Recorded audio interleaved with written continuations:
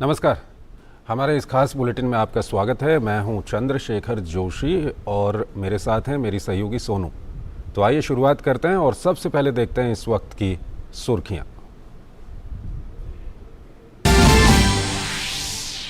प्रधानमंत्री नरेंद्र मोदी आज चेन्नई में अन्ना विश्वविद्यालय के 42वें दीक्षांत समारोह में लेंगे भाग। 69 स्वर्ण पदक विजेताओं को करेंगे प्रमाण पत्र प्रदान। इस मौके पर प्रधानमंत्री सभा को भी करेंगे संबोधित।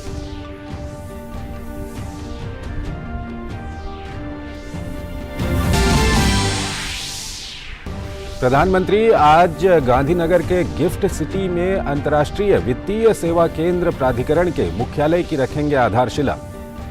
साथ ही प्रधानमंत्री भारत के पहले अंतर्राष्ट्रीय बुलियन एक्सचेंज को भी करेंगे लॉन्च।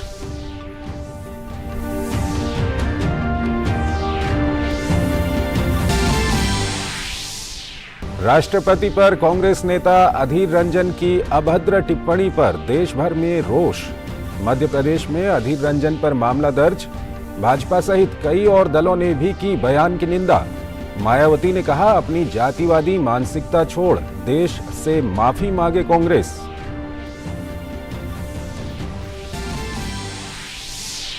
राष्ट्रीय शिक्षा नीति 2020 की आज दूसरी वर्षगांठ।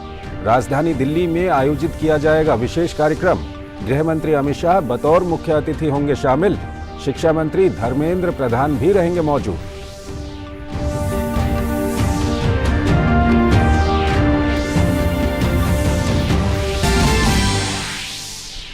कोचीन शिपयार्ड ने भारतीय नौसेना को देश का पहला स्वदेश निर्मित विमानवाहक पोत विक्रांत सौंपा।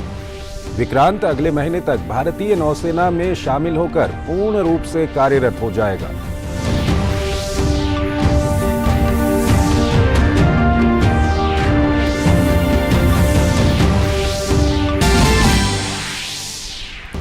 भारतीय वायुसेना का एक मिग ट्रेनर विमान राजस्थान के बाड़मेर के पास हुआ दुर्घटनाग्रस्त। दोनों पायलटों की मौत।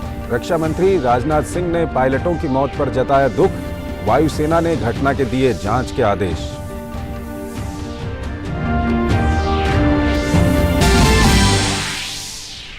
बर्मिंघम में रंगारंग कार्यक्रम के दौरान हुआ राष्ट्रमंडल खेलों 2022 का आगाज। भारत की तरफ से ध्वजवाहक स्टार बैडमिंटन खिलाड़ी पीवी सिंधु और पुरुष हॉकी टीम के कप्तान मनप्रीत सिंह ने लहराया तिरंगा। प्रधानमंत्री और राष्ट्रपति ने दी खिलाड़ियों को शुभकामनाएं।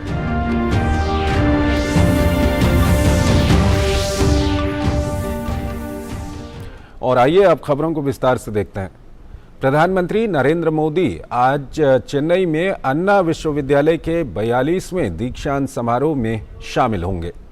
पीएम मोदी समारोह में 69 स्वर्ण पदक विजेताओं को स्वर्ण पदक और प्रमाण पत्र प्रदान करेंगे।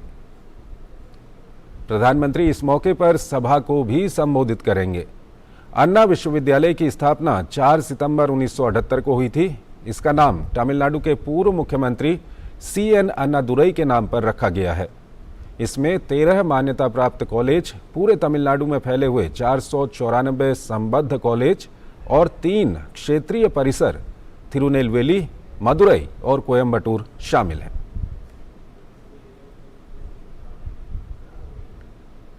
प्रधानमंत्री नरेंद्र मोदी गिफ्ट सिटी का दौरा करने के लिए गांधीनगर जाएंगे, जहां वो शाम करीब 4 बजे विभिन्न परियोजनाओं का शुभारंभ और शिलान्यास करेंगे। गिफ्ट सिटी यानी Gujarat international finance tech city को न केवल भारत के लिए बल्कि दुनिया के लिए वित्तीय और प्रौद्योगिकी सेवाओं के लिए एक एकीकृत केंद्र के रूप में परिकल्पित किया गया है। गिफ्ट सिटी में प्रधानमंत्री अंतर्राष्ट्रीय वित्तीय सेवा केंद्र प्राधिकरण के मुख्यालय भवन की आधारशिला रखेंगे। एक प्रतिष्ठित संरचना के रूप में इमारत की अवधारणा तैयार की गई है, जो एक अग्रणी अंतर्राष्ट्रीय वित्तीय केंद्र के रूप में गिफ्ट IFSC की बढ़ती प्रमुखता और महत्व को दर्शाता है। प्रधानमंत्री India international bullion exchange IIBX, जो कि GIFT IFSC में भारत का पहला अंतर्राष्ट्रीय बुलियन एक्सचेंज है, का भी शुभारंभ करेंगे। IIBX भारत में सोने के वित्तीयकरण को बढ़ावा देने के अलावा जिम्मेदार सोर्सिंग और गुणवत्ता के आश्वासन के साथ मूल्य संवर्धन का पता लगाने की सुविधा प्रदान करेगा। प्रधानमंत्री NSE IFSC SGX कनेक्ट का भी शुभारंभ करेंगे। ये gift international financial services centre और सिंगापुर एक्सचेंज लिमिटेड में NSE की सहायक कंपनी के बीच एक कार्यक्रम है। संसद के मॉनसून सत्र में आज मौजूदा सप्ताह का आखिरी दिन है। शुक्रवार को निजी विधेयकों का दिन होता है। राज्यसभा और लोकसभा में दोपहर बाद निजी विधेयकों को सूचीबद्ध किया गया है। आज दोनों सदनों में सुबह प्रश्नकाल में कई अहम सवाल पूछे जाने हैं। वहीं लोकसभा में वाइल्ड लाइफ प्रोटेक्शन संशोधन बिल भी चर्चा के लिए सूची में है। कल राज्यसभा में हंगामे के चलते 3 और सांसदों को मौजूदा सप्ताह के लिए निलंबित किया गया। इसी सप्ताह लोकसभा में भी हंगामा कर रहे 4 सांसदों को निलंबित किया गया था। वहीं राष्ट्रपति द्रौपदी मुर्मू के खिलाफ आपत्तिजनक शब्द के इस्तेमाल का मुद्दा सियासी तौर पर गर्मा गया है और बीजेपी ने इस मामले में अधीर रंजन और कांग्रेस पार्टी के खिलाफ संसद से सड़क तक मोर्चा खोला हुआ है। आज भी संसद में इस मुद्दे के उठने के आसार हैं। भाजपा सहित कई और दलों ने भी अधीर रंजन के बयान की निंदा की है। बसपा प्रमुख मायावती ने कहा कि कांग्रेस को अपनी जातिवादी मानसिकता छोड़ देश से माफी मांगनी चाहिए।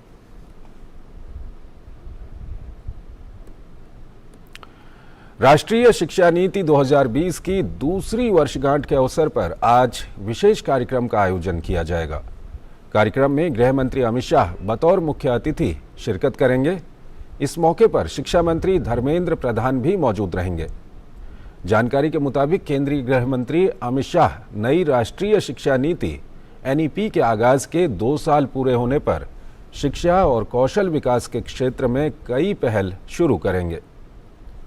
केंद्रीय मंत्रिमंडल ने 2020 में राष्ट्रीय शिक्षा नीति को मंजूरी दी थी, जिसने 1986 में बनाई गई 34 साल पुरानी नीति का स्थान लिया है।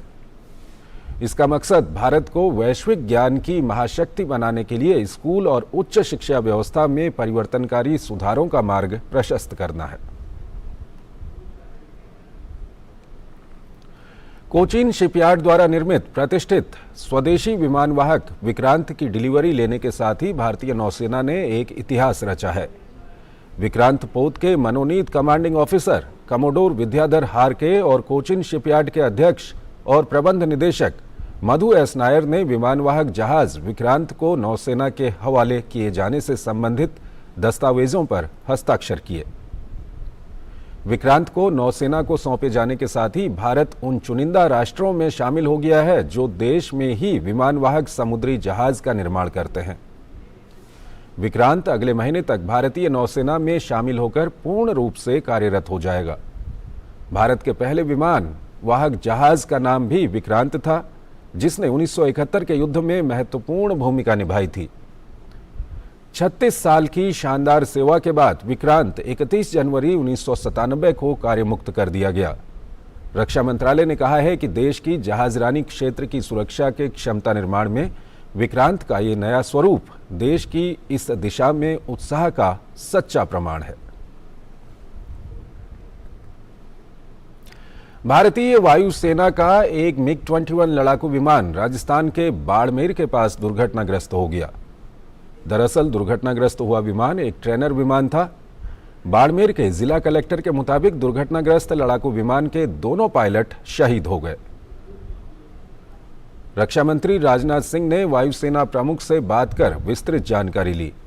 रक्षा मंत्री राजनाथ सिंह ने दोनों पायलटों की मौत पर दुख व्यक्त किया है। घटना के जांच के आदेश दे दिए गए हैं। रक्षा मंत्री राजनाथ सिंह ने विमान दुर्घटना पर दुख व्यक्त किया है। उन्होंने ट्वीट करके कहा कि राजस्थान में बाड़मेर के पास भारतीय वायुसेना के MiG-21 ट्रेनर विमान के दुर्घटनाग्रस्त होने और हादसे में 2 वायु योद्धाओं की मौत से गहरा दुख हुआ। राष्ट्र के प्रति उनकी सेवा को कभी भुलाया नहीं जा सकेगा। दुख की इस घड़ी में मेरी संवेदनाएं शोक संतप्त परिवारों के साथ हैं। और आइए अब आपको दिखाते हैं हमारे सहयोगी चैनल DD नेशनल में जो धारावाहिक चल रहे हैं उनमें क्या कुछ चल रहा है।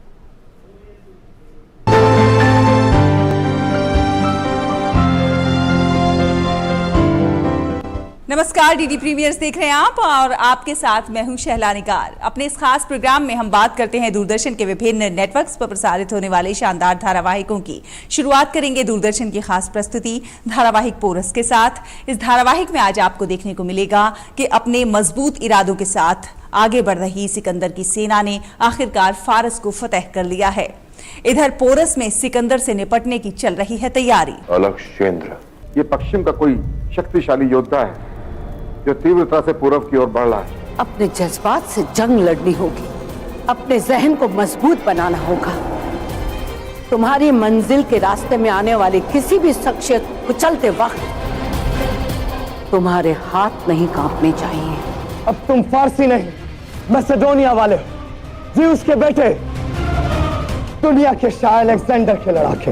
हम अलेक्जेंडर के यहाँ आकर हम पर आक्रमण करने की प्रतीक्षा नहीं कर सकते कि जिस प्रकार डरायस के विरुद्ध हमने अपनी सेनाओं को एकजुट किया था, हमें फिर से एक होना होगा। तो आखिर कैसे निपटेंगे पोरसवासी सिकंदर से, जानने के लिए देखिए धारावाहिक पोरस सोमवार से शुक्रवार रात 8:30 बजे डीटी नेशनल पर। और दूरदर्शन की खास प्रस्तुति धारावाहिक बालकृष्ण में आज आपको देखने को मिलेगा कि बलराम और कृष्ण के अचानक ना मिलने की खबर ने नंद बाबा की चिंता बढ़ा दी है। इधर कृष्णा ने इस समस्या का एक तोड़ निकाला है। नंद बाबा, कान्हा और बलराम कहीं दिख नहीं रहे। गुरुदेव, ये अग्नि तो हमारी ओर बढ़ रही है, कुछ कीजिए। दाऊ, आप नहीं सुधरोगे, ना ही आपका अहंकार कम होगा। हर कार्य का एक उचित समय होता है दाऊ। समझ नहीं आ रहा है कि बढ़ते हुए जल स्तर को किस प्रकार से रोका जाए। पता है महाराज, गोकुल में बाढ़ आने वाली है।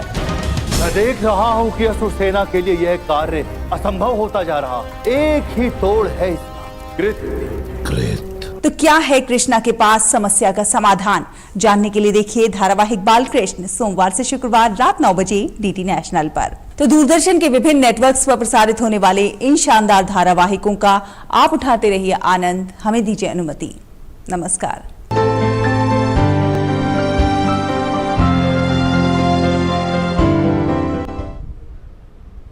और यहाँ पर एक छोटा सा ब्रेक लेते हैं। पेड़ लगाओ, पानी बचाओ, जनसंख्या को जनबाढ़ न बनाओ। IME Sahibabad, Ghaziabad, NCR 27 years of excellence in higher education offers Radhika scholarship up to 50% of college fees. स्वागत है आपका ब्रेक के बाद। बर्मिंघम में 22वें राष्ट्रमंडल खेलों का उद्घाटन रंगारंग अंदाज में हुआ। समारोह में 72 देशों के एथलीट्स ने हिस्सा लिया। भारत की तरफ से ध्वजवाहक स्टार बैडमिंटन खिलाड़ी PV सिंधु और पुरुष हॉकी टीम के कप्तान मनप्रीत सिंह ने हाथ में तिरंगा थामे भारत का प्रतिनिधित्व किया। भारत 18वीं बार राष्ट्रमंडल खेलों में हिस्सा ले रहा है। राष्ट्रमंडल खेलों के उद्घाटन समारोह में 72 देशों के एथलीट्स ने हिस्सा लिया। राष्ट्रमंडल खेलों के उद्घाटन से पहले प्रधानमंत्री नरेंद्र मोदी ने खेलों में भाग लेने वाले सभी खिलाड़ियों को शुभकामनाएं दी हैं। PM मोदी ने कहा कि आज का दिन खेलों के लिहाज से काफी अहम है। तो इस बुलेटिन में फिलहाल इतना ही। आप बने रहिए DD न्यूज के साथ। नमस्कार।